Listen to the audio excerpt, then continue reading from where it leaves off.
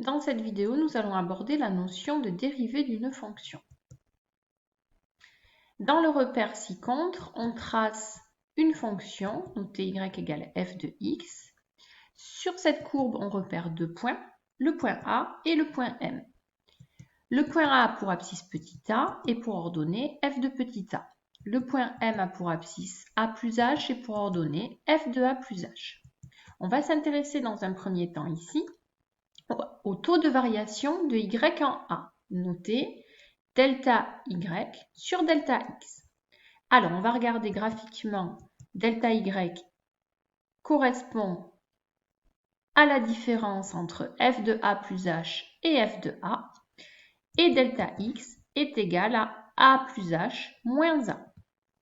On peut donc exprimer le taux de variation comme ceci, et en simplifiant par petit a au dénominateur, on obtient que le taux de variation vaut f de a plus h moins f de a sur petit h. On reprend cette expression et on va s'intéresser ici à la droite AM et en particulier au coefficient directeur de la droite AM. Le coefficient directeur est exprimé par ym moins ya sur xm moins xa.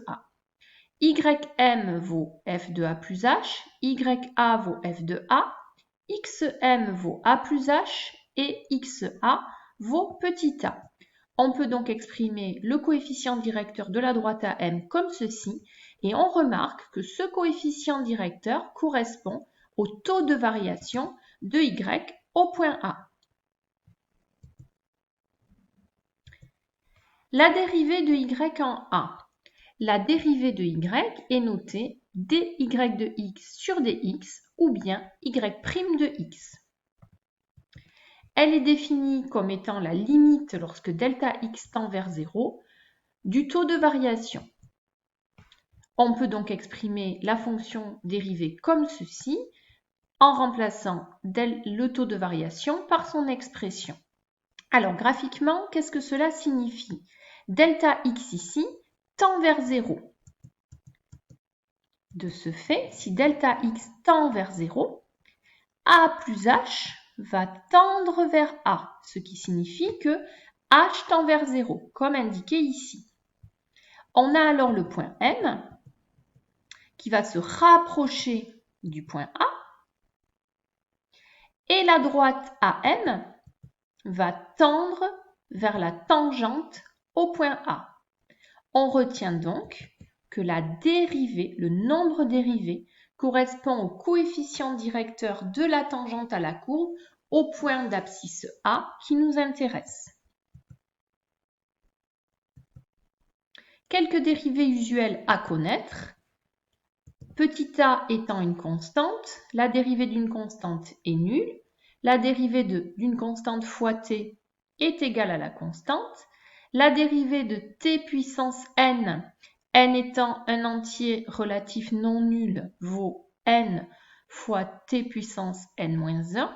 Puis ensuite, des dérivées composées, où u et v sont des fonctions dérivables sur l'intervalle qu'il faut connaître aussi. On termine avec un exemple et avec la fonction définie sur R par f de x égale x carré. On va essayer d'exprimer la dérivée de cette fonction f de x en utilisant la définition. Donc la dérivée de la fonction x, f de x, est égale à la limite lorsque h tend vers 0 de f de x plus h moins f de x sur petit h. On remplace par la fonction considérée, la fonction carré, donc on a x plus h au carré moins x carré sur h. On développe ici l'identité remarquable comme ceci. On peut simplifier cette relation par x carré. Et on peut ensuite simplifier par h en divisant numérateur et dénominateur par h. La dérivée de la fonction f de x vaut donc la limite lorsque h tend vers 0 de 2x plus h. Si h tend vers 0, la limite de cette fonction vaut 2x. La dérivée de x carré vaut donc 2x.